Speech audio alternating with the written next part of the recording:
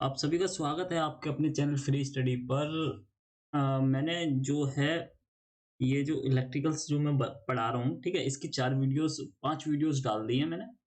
ठीक है, जिसमें रेजिस्टेंस इंडक्टर के क्वेश्चन मतलब इंडक्टर तक मैंने करा दिया है, कैपेसिटर तक कराऊंगा। फिर उसके बाद जो है कैपेसिटर, इंडक्टर और रेजिस्टेंस तीनों के मैं क्वेश्चन करा दूंगा। ठीक है, तो ये हमारा जो पैसिव कंपोनेंट वाला है वो कंप्लीट हो जाएगा। फिर हम डायोड ट्रांजिस्टर के ऊपर परस्यू करेंगे वहां पर। ठीक है, तो अभी हम स्टार्ट कर देते हैं कैपेसिटर के ऊपर। पहले कैपेसिटर के बारे में थोड़ा सा जान लेते हैं, फिर उसके बाद स्टार्ट करते हैं। ठीक है, हाँ, कैपेसिटर का काम क्या करता है पहले वो देख लेते हैं, फिर आगे बढ़ते हैं। ठीक है, कैपेसिटर एसी को कर देता है बाईपास और डीसी को कर देता है होल्ड। जो मैं पॉइंट्स बताता जाऊंगा वो पॉइंट्स आपको लिख लेना है, क्योंकि वो पॉइंट्स बहुत ज्यादा इंपॉर्टेंट है, पेपर में कई बार पूछे गए, तो इसलिए मैं बता रहा हूँ यहाँ पर। तो कैपेसिटर पहले हम देखते हैं। ठीक है,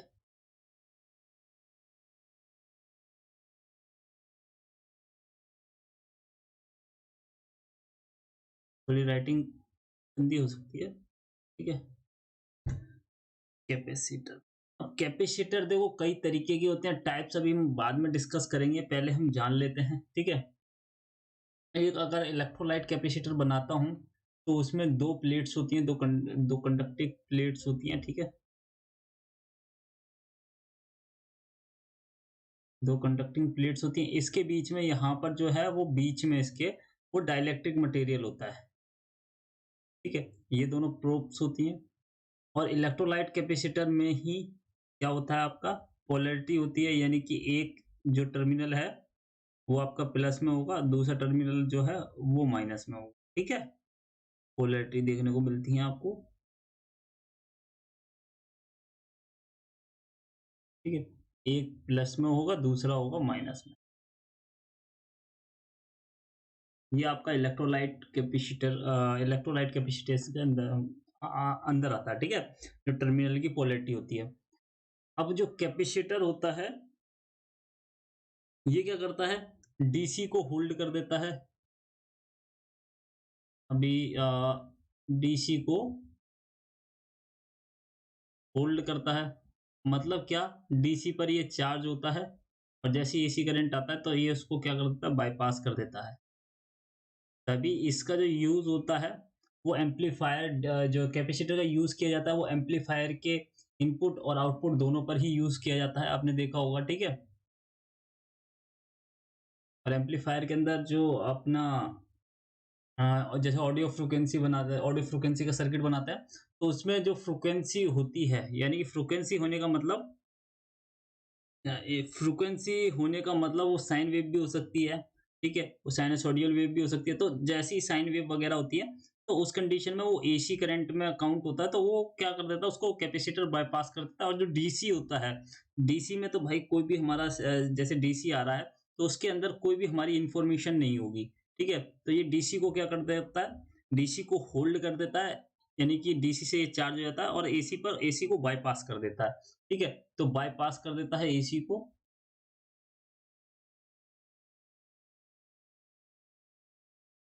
ठीक है, ये क्वेश्चन बनते हैं इस पर। ठीक है, तो इसलिए मैंने बताया है इंपॉर्टेंट क्वेश्चन इस पर बनते हैं। ठीक है, तो इसको याद रखना है। अब बढ़ता हूँ आगे। तो इसके कुछ क्वेश्चंस मतलब फॉर्मूलेज देख लेते हैं हम। ठीक है, फॉर्मूले देख लेते हैं हम। जो इसके अंदर चार्ज कितना स्टोर होता है वो देख लेते हैं। Charge store in capacitor.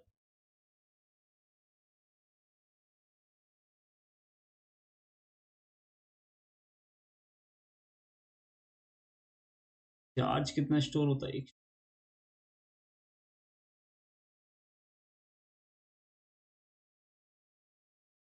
Charge कितना स्टोर होता है इसके अंदर। ठीक है, चार्ज को हम दर्शाएंगे क्यू से। और जो इसकी कैपेसिटेंस है वो हम जो एसआई यूनिट है उसकी नापने की, वो हमारी है फैराडे। तो कैपेसिटेंस जो हम नापते हैं इसका, वो फैराडे में नापते हैं।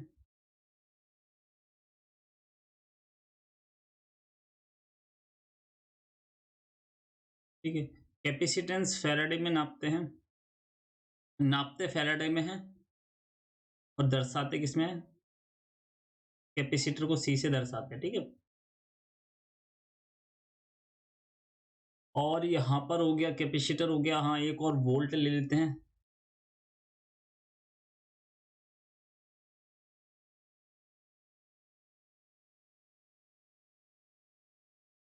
ये हो गया। तो अब इसका रिलेशन जो होता है, कैपेसिटर कितना चार्ज है, कितने कूलम्ब उसके अंदर चार्ज है, तो वो कैसे अच्छा हाँ, एक और चार्ज को हम किस में नापते हैं? कूलम्ब में नापते हैं, ये भी आपको पता होना चाहिए। चार्ज को जो क्यू है तो कूलम्ब में नापते हैं, तो वो भी आपको पता हो।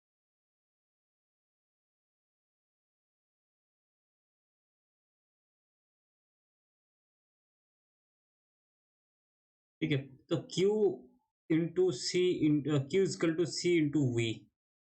तो इससे जो है वो हम देख सकते हैं कि कितना हमारा जो कैपेसिटर है वो चार्ज है। ठीक है, ये फॉर्मूला यूज में लिया जाता है, ये फॉर्मूला बहुत इंपॉर्टेंट है। कैसे इंपॉर्टेंट है? आपको कैपेसिटेंस वैल्यू दे दी है, मान लीजिए 4 फैराडे, ठीक है।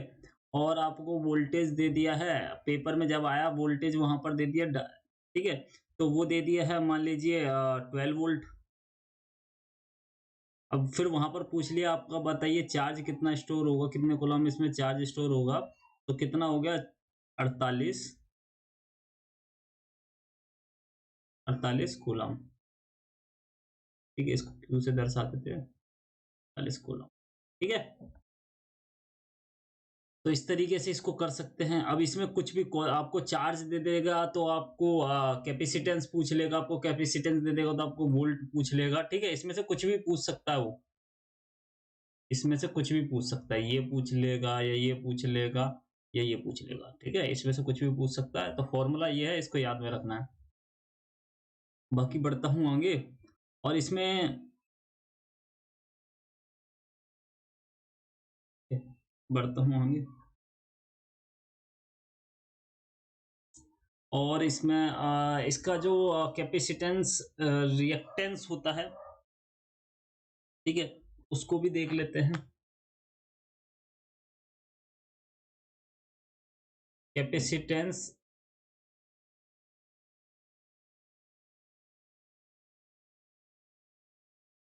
रिएक्टेंस को भी देख लेते हैं।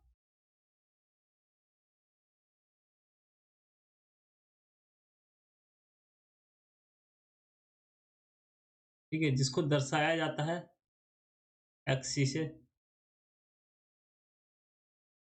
और इसका जो फॉर्मूला होता है, फॉर्मूला यहाँ पे लिख देता हूँ। और किसी को भी कोई भी डाउट आ रहा हो वो पूछ सकता है कमेंट बॉक्स में कमेंट करके, ठीक है। ये मत सोचना कि मैंने क्या क्वेश्चन पूछ लिया, ये नहीं पूछना था, ऐसा कुछ नहीं। बेसिक्स अगर आप सीख रहे हो ना, तो लर्निंग फेज में आप जो लर्निंग जब भी सीखता है ना कोई भी इंसान, तो मतलब सिली सिली क्वेश्चन पूछता है पहले शुरू में, तो फिर उसके बाद उसका पूछने का लेवल अप होता जाता है। तो कोई नहीं, क्वेश्चन पूछो, ठीक है, कोई दिक्कत नहीं है, मगर क्वेश्चन पूछना बहुत जरूरी है। ठीक है, तो ये क्या होता है? 2 पाई FC। ठीक है, इन पर क्वेश्चन मैं कराऊंगा, तो इसलिए इनको पता होना जरूरी है। एफ क्या होगी? आपकी फ्रीक्वेंसी होगी। सी क्या होगी? कैपेसिटेंस हो गया। पाई की वैल्यू अगर क्वेश्चन में दी हुई है, पाई की वैल्यू 3.14, तो वो सही है। ठीक है, नहीं तो फिर अपने आप से लेनी है 22/7। ठीक है, 22/7 अगर क्वेश्चन में दी हुई है साइड में कि पाई की वैल्यू आपको 3.14 लेनी है, तो 14 ले लेनी है, 3.14 ले लेनी है। अगर नहीं दी हुई है तो पाई की वैल्यू 22/7 ले लेनी है। ठीक है, तो ये फॉर्मूला है, ये इंपॉर्टेंट है, इसको मैं रेड सर्कल कर देता हूँ। ठीक है, इंपॉर्टेंट फॉर्मूले में रेड सर्कल कर देता हूँ, जो कि आपके लिए बहुत ज़्यादा ज़रूरी है। ठीक है, अब बढ़ते हैं आगे की तरफ, या एक क्वेश्चन कर लेते हैं। चलो एक क्वेश्चन कर लेते हैं, ठीक है, फिर बढ़ते हैं आगे की तरफ। यहीं तक था। देखो क्वेश्चन है, जो आपका कैपेसिटेंस है और जो रिएक्टेंस जो कैपेसिटेंस रिएक्टेंस आएगा ना, ये ओम में आएगा। ये बात भी याद रखनी है, जो कैपेसिटेंस आता है वो ओम में आता है। ठीक है? जैसे जैसे कि इंडक्टर रिएक्टेंस आया था ना, उसी तरीके से कैपेसिटेंस रिएक्टेंस ओम में आएगा। अब यहाँ पर दिया हुआ है आपको क्वेश्चन, एग्जांपल ले लेते हैं यहाँ पर एक, समझने के लिए किस तरीके से क्वेश्चन को करना है। ठीक है? क्वेश्चन है आपके पास, जो कैपेसिटर दिया हुआ है वो कैपेसिटेंस दिया हुआ है आपको 50। आसान कर देता हूँ मैं, ठीक है? ज़्यादा, क्योंकि मेरे को कंसेप्ट बताना है। तो 50 फैराडे दिया हुआ है आपको कैपेसिटेंस, और फ्रीक्वेंसी आपको दी हुई है,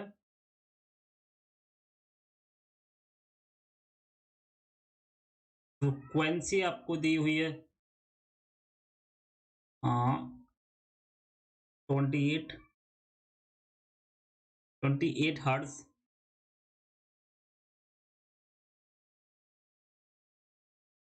ठीक है?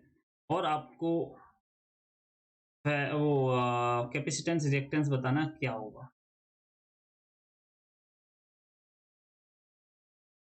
ठीक है? अब यहाँ पर जो है वो आपको किसकी वैल्यू नहीं दी गई है, वहाँ पर यहाँ पर आपको पाई की वैल्यू नहीं दी गई है, तो पाई की वैल्यू डिफ़ॉल्ट वैल्यू ये होती है, तो 22/7 डिफ़ॉल्ट वैल्यू पाई की ही होती है, ठीक है? तो यहाँ पर किस तरीके से करना है, देखो, फर्स्ट टाइम कर रहे हो तो लिख के कर सकते हो, सेकंड टाइम कर रहे हो तब हल्का बहुत लिखोगे, और थर्ड टाइम कर रहे हो तो सिर्फ दिमाग में करना है, ठीक है?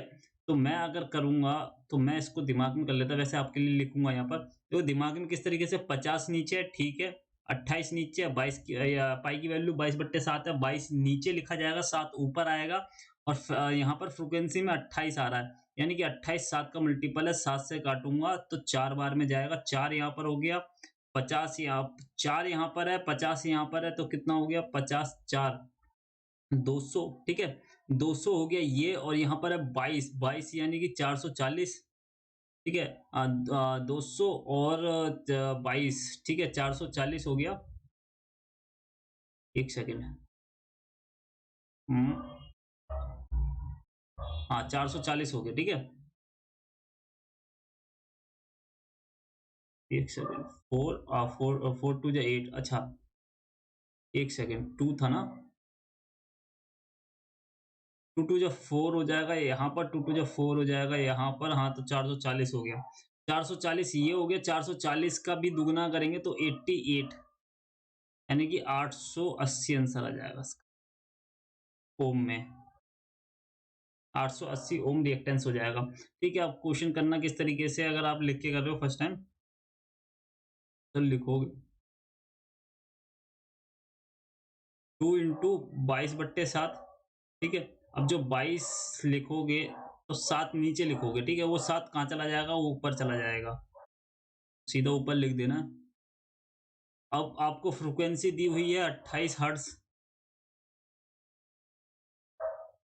और आपको कैपेसिटेंस दिया है 50 फैराडे, ठीक है? 50 फैराडे काफ़ी ज़्यादा हो गया, ये पिको फैराडे इसमें लिया जाता है। मैंने क्वेश्चन ईज़ी करने के लिए 50 फैराडे ले लिया, ठीक है? अब जब इसको काटोगे, 7 से काटोगे, 4 बार में गया ये, ठीक है? अब इसकी मल्टीप्लाई कर देनी है, ठीक है? जब मल्टीप्लाई करोगे, 4 को 50 से मल्टीप्लाई करोगे 200 आएगा, 200 की 22 से मल्टीप्लाई करोगे तो 444 आएगा, 444 की 2 से मल्टीप्लाई करोगे, 444 की 2 टू ज़ा 4, 2 टू ज़ा 4, 444 की 2 से मल्टीप्लाई करोगे तो 880 आ जाएगा, ठीक है? तो जो एक्स सी की वैल्यू आ जाएगी आपकी, एक्स सी की वैल्यू जो आएगी, वो आएगी 1 अपॉन 880 ओम, ठीक है? ये आपकी वैल्यू आ जाएगी एक्स सी की। अब इसको ऊपर ले आकर भी कर लिख सकते हो डायरेक्ट, और नीचे भी लिख सकते हो, कोई दिक्कत उसमें है नहीं है, ठीक है? क्वेश्चन पूछा किस तरीके से गया है वो वहां पर देख। तो ये कर दिया, इसमें और भी कुछ एनर्जी स्टोर्ड, कितना चार्ज कितना स्टोर है उसके अंदर, ठीक है? चार्ज के साथ उसमें हम देखेंगे, देखो एक देखा जाता है चार्ज कितना स्टोर है, एक देखा जाता है, देखो इसमें और इसमें कंफ्यूजन नहीं करना है। एक ये चार्ज देखा जाता है जो कि Q से दर्शाया जाता है, और एक देखा जाता है एनर्जी कितनी स्टोर है, ठीक है? तो एनर्जी कितनी स्टोर है उसका मैं यहाँ पर कर देता हूँ, ठीक है? ये क्वेश्चन को मैं इरेज़ कर देता हूँ और यहाँ पर मैं फिर एनर्जी स्टोर का करा दूँगा, ठीक है? कि जगह बस इतनी है और ये जो है वो पीडीएफ फाइल है, तो इसमें मैं नई स्लाइड नहीं जोड़ सकता, ठीक है? इधर ही मैं करा देता हूँ क्वेश्चन, मतलब वो एक फ़ॉर्मूला और बता देता हूँ आपको। फिर इसके बाद जो है देखो मैं क्वेश्चन कराऊँगा, ठीक है? जो अगली वीडियो आएगी उसमें मैं क्वेश्चन कराऊँगा और साथ ही साथ मैं आपको होमवर्क के लिए क्वेश्चन दूँगा और वो सारे के सारे जो क्वेश्चन है वो आपको करने हैं। अगर नहीं करोगे तो आप ही का घाटा है, करोगे तो आप ही का फ़ायदा है, ठीक है? तो करना ज़रूरी है, ना आए तो पूछ लेना, आस-पास पूछ लेना, ग्रुप बना रखे हैं उसमें पूछ लेना। देखो, अब जो एनर्जी स्टोर्ड है वो कैसे देखते हैं? एनर्जी जो स्टोर्ड है उसे दर्शाते हैं W से, ठीक है? और जो एनर्जी होती है वो किसमें होती है? जूल में होती है, ठीक है? एनर्जी जूल में होती है, एनर्जी कितनी स्टोर हुई है वो W बताएगा हमें, और ये बताएगा कैपेसिटेंस C यानी कि, और V बताएगा वोल्टेज, ठीक है? जैसे कि हमने इंडक्टर की केस में देखा था, इंडक्टर के अंदर जो एनर्जी स्टोर थी वो हमने किससे देखी थी? E equal to 1 upon half L I square, L I square. इससे क्या देखा था हमने कि इंडक्टर के अंदर एनर्जी कितनी स्टोर्ड है, ठीक है? और इसमें क्या देखेंगे, ये तो हमारा कैपेसिटेंस हो गया, ठीक है? कैपेसिटेंस हो गया ये हमारा,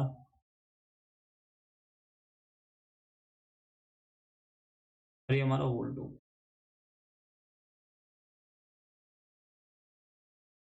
ठीक है? अब यहाँ पर किस तरीके से देखते हैं, यहाँ पर जो, यहाँ पर देखो इसका रिलेशन दिया हुआ है, यहाँ पर करंट का रिलेशन दिया हुआ है, ठीक है?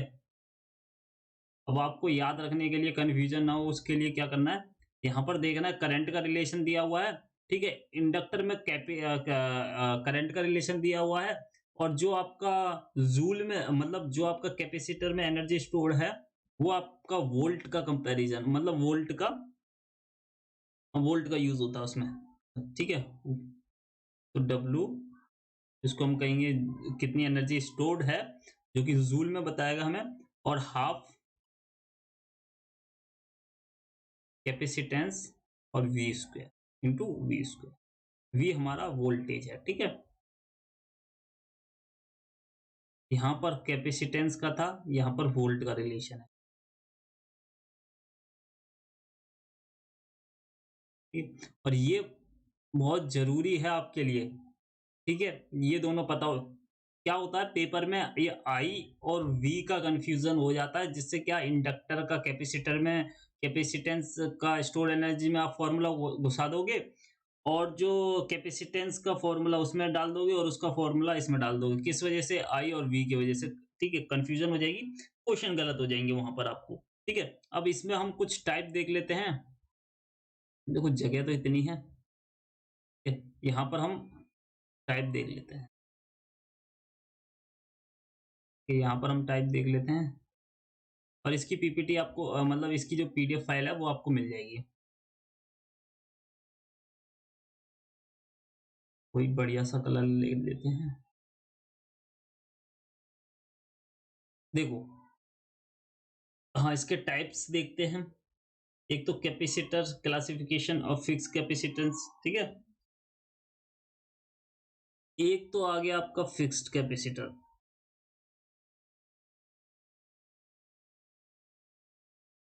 फिक्स्ड फिक्स्ड कैपेसिटर आ गया, ठीक है? जिसकी वैल्यू आप चेंज नहीं कर सकते। और फिक्स कैपेसिटर के अंदर ही आ गए आपके पेपर कैपेसिटर, इसी के अंदर मैं लिख दूं, इसके अंदर लिख दूं मैं पेपर कैपेसिटर एग्जांपल के तौर पे, ठीक है, पेपर कैपेसिटर। इसी के अंदर माइका आ गए, वो छोटे-छोटे मूँग के दाल वाले देखे होंगे, ठीक है, माइका, सिरामिक, माइका,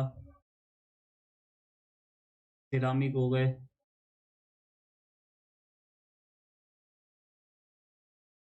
सिरामिक हो गए, इलेक्ट्रोलाइट हो गए,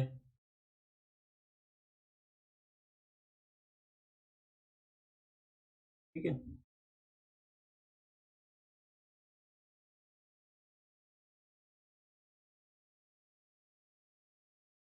इलेक्ट्रोलाइट हो गए और आदि, एटसेट्रा,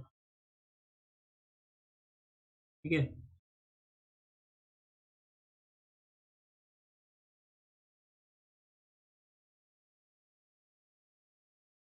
अब जो आपके फिक्स कैपेसिटर हो गए जिनकी वैल्यू आप चेंज नहीं कर सकते, जो वैल्यूज़ मैन्युफैक्चर होके आई होगी, ठीक है, वही वैल्यू रहेगी, वो वैल्यू चेंज नहीं होगी। अब वहीं अगर मैं बात करूँ दूसरों की, ठीक है, अगर मैं दूसरे की बात करूँ, जिसमें आ गया आपके वेरिएबल, ठीक है, वेरिएबल कैपेसिटर,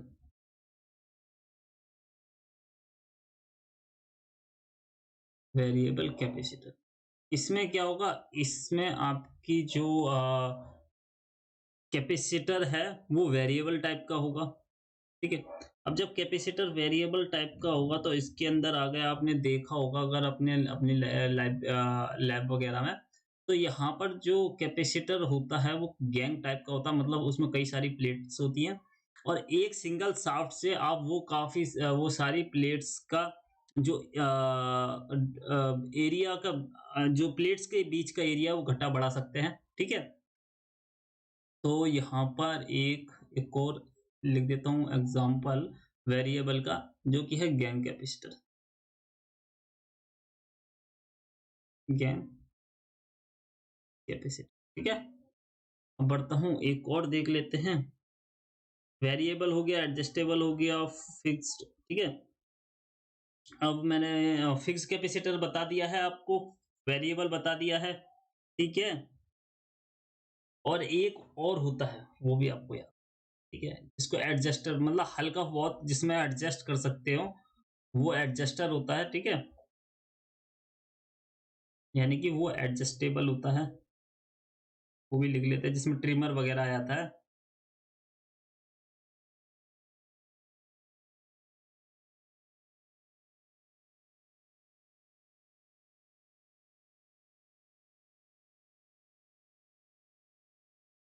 ठीक है।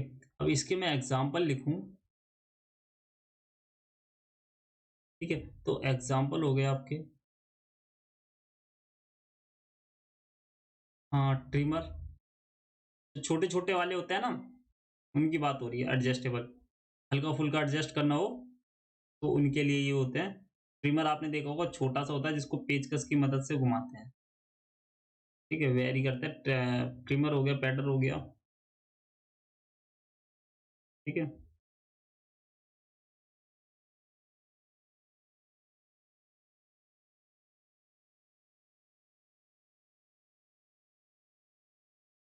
पैडल हो गया और अच्छा इत्यादि, ठीक है। ये तो टाइप हो गए सारे के सारे, और मैं कुछ देख लेता हूँ, कुछ रहना नहीं चाहिए, एडजस्टेबल हो गए, ठीक है, ठीक है, चलो ठीक है, ये तो हो गया।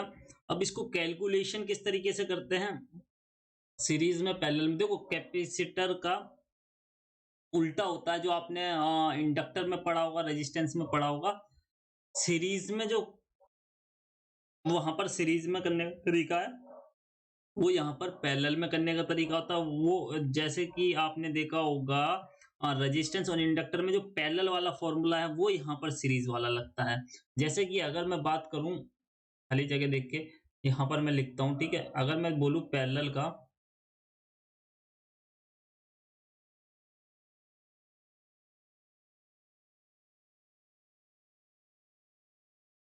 ठीक है, तो पैरेलल का अगर पैरेलल में लगे हुए हैं कैपेसिटर,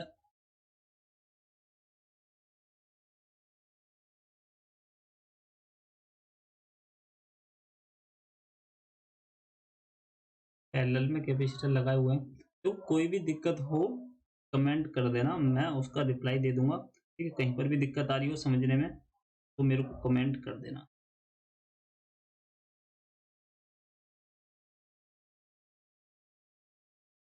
ठीक है, ये हो गया। मान लीजिए ये C1 है, ये C2 है, ये C3 है।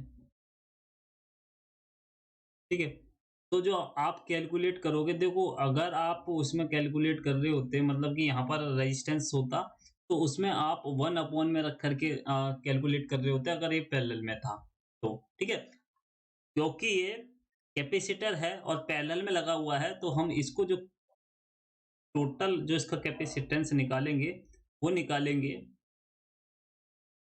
C1 plus C2 plus C3। ठीक है, इस तरीके से हम इसको निकालेंगे C2 प्लस C3।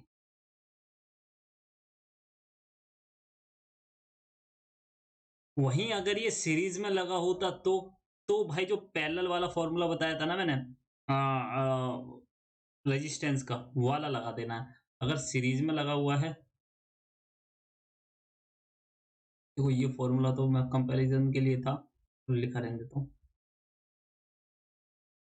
ठीक है, अगर सीरीज में लगा है तो किस तरीके से करेंगे, ये कैपेसिटर ये रहा, इसके ही बगल में एक और कैपेसिटर लगा है, इसके ही बगल में एक और कैपेसिटर लगा है। ठीक है, 3 कैपेसिटर हो गए, C1 ये, C2 ये और C3 ये। तो जो CT निकाला जाएगा, टोटल कैपेसिटेंस निकाला जाएगा वो 1/C1, ये भी 1/1 में निकाला जाता है। ठीक है, C1। देखो फॉर्मूले आपको पता होने चाहिए और इन पर क्वेश्चन बना लेना, अगर बुक है तो इन पर क्वेश्चन ज्यादा बनाना। ठीक है, कंफ्यूजन ना हो। C2 कईयों को तो पता होगा, जिसको नहीं पता है वो जो अभी तक फॉर्मूले मैंने जितने भी कराए हैं उन पर क्वेश्चन जरूर बनाना है। ठीक है, तो देखो क्या करना है आपको, इस तरीके से ये फॉर्मूला होगा। क्या करना है, जितने भी आप क्वेश्चन मैंने जो फॉर्मूलेज बताए उन पर क्वेश्चन लगाने हैं। ठीक है, क्वेश्चन उन पर लगाने हैं, जिससे क्या होगा आपको, देखो कंपटीशन ज्यादा है, आपको एक एक नंबर के लिए लड़ना पड़ेगा। अब एक एक नंबर के लिए लड़ना है तो गुंजाइश ये होनी चाहिए जिस एक नंबर के लिए आप लड़ रहे हो वो एक नंबर सही हो। ठीक है, सही होने की गुंजाइश उसकी 90% हो। 90 क्या, मैं 99% बोलता हूँ। तो उसको 99% करने के लिए आपको जितने भी जैसे कि आपको रेजिस्टेंस पढ़ा दिया, उसके फॉर्मूले बता दिए, तो रेजिस्टेंस वाला चैप्टर पूरा करना है। फिर उसके क्वेश्चन लगाने हैं, थ्योरी आपको लिख लेनी है, फिर उसके क्वेश्चन लगाने हैं, फिर देखना कहाँ गलती हो रही है, फिर एक बार रिवाइज दोबारा करना है। ठीक है, और फिर जो नेक्स्ट चैप्टर है इंडक्टर, फिर उस पर जाना है, फिर उसके फॉर्मूले पढ़ने हैं एक बार, फिर उसको क्वेश्चन लगाने, उसी फॉर्मूले पे सारे क्वेश्चन लगाने, फिर देखना गलती कहाँ पर है, फिर एक और बार रिवाइज करना है, फिर कैपेसिटर के ऊपर परस्यू करना है। ठीक है, इस तरीके से आपको ये सीरीज मेंटेन रखनी है। फिर एक बार जब तक कैपेसिटर सारा कंप्लीट हो जाता है, फिर इनके सभी के मिक्स क्वेश्चन लगाने हैं, फिर देखना गलती कहाँ पर हो रही है।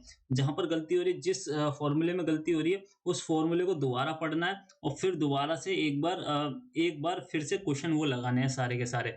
तो इस तरीके से क्या होगा, आपकी जो एफिशिएंसी है और एक्यूरेसी है दोनों ही बेहतरीन होगी। अगर दोनों ही बढ़िया होती है तभी आपकी जो एक नंबर है वो कंफर्म हो पाएगा। ठीक है, क्योंकि एक दो नंबर, देखो ये मान लीजिए 2 नंबर का क्वेश्चन बनेगा। अब बनेगा तो पैसिव कंपोनेंट से पूरा, जिसमें रेजिस्टेंस भी आएगा, कैपेसिटर भी आएगा, इंडक्टर भी आएगा। अब इन सभी को पूरा कंप्लीट रखोगे तभी तो पेपर में गुंजाइश है कि वो क्वेश्चन सही होगा।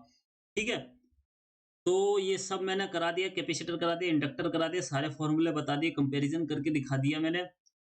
ठीक है, और आपका ओम रेजिस्टेंस वाला करा दिया। अब कराऊंगा नेक्स्ट वीडियो में, यानी कि कल, इसके क्वेश्चन सारे। और ये वीडियो जो है वो आपको 9 बजे प्रीमियर पे मिलेगी, मतलब 9 बजे प्रीमियर होया करेगी रात को। ठीक है, जो भी इस वीडियो को देखें वो हर हर रात को 9 बजे होया करेगी। ठीक है, तो जो भी डाउट हो वो कमेंट उस टाइम कर दिया करो, मैं बाद में जब देखूंगा तो आपका रिप्लाई कर दूंगा। इसकी पीडीएफ जो है टेलीग्राम चैनल पर मिल जाएगी। वीडियो देखने के लिए धन्यवाद। जय हिंद, जय भारत।